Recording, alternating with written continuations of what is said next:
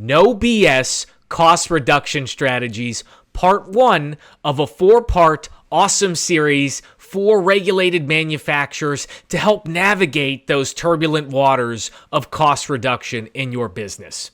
Now, I think we can all agree that most cost reduction strategies we've seen or taken part in have really been poorly structured. They're hard to understand, they're not communicated well, and therefore they're not executed well.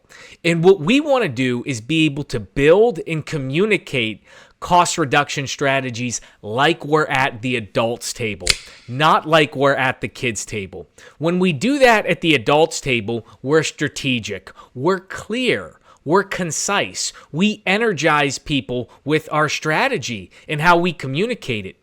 When we do this like we're at the kids table, we're oftentimes overly tactical, we're overly technical. It's hard to understand. It's not energizing, and therefore we struggle with execution. Now, in order to get a seat at the big boy or the big girl's table, we need to be able to answer 4 questions very clearly about our cost reduction strategy. The first is, what costs are you reducing? The second is, why are you reducing those costs?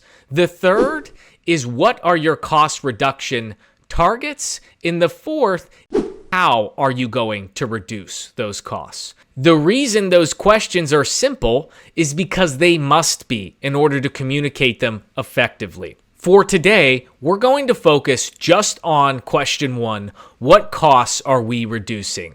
Now, to answer this question, we have to center on how a business functions. And a business functions by growth, delivery, innovation, and support. Now, the first 3 are main functions, and support is a sub-function that sits under and supports all 3 main functions. Next, we're going to align on the main costs in a business, and we're going to use GAAP and IFRS as our guide. Those costs are COGS, cost of goods sold, selling costs, general and administrative costs, R&D costs, and capital costs, or CapEx.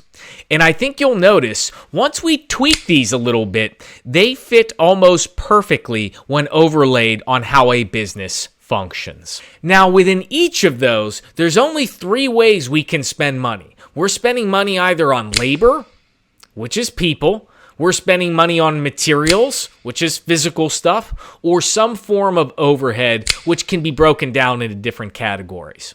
Now that we know how a business functions, the cost of the business, and how those are broken down, we now can go to the adults table and answer, what costs are we reducing? And an example might be, we are reducing the cost of direct labor and direct overhead in the manufacturing arm of our business. Very simple to understand, very strategic. A wrong answer at the kids table might be, we're reducing OPEX in manufacturing. It's not specific enough.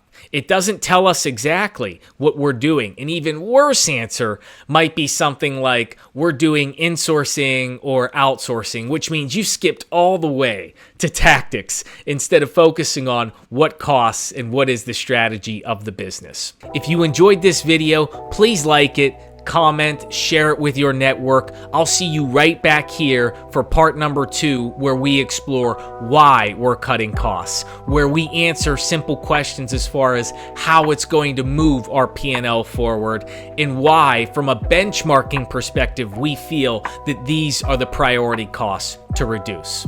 Once again, I'm Ron Eggert. This is Propellant Consulting. Until next time.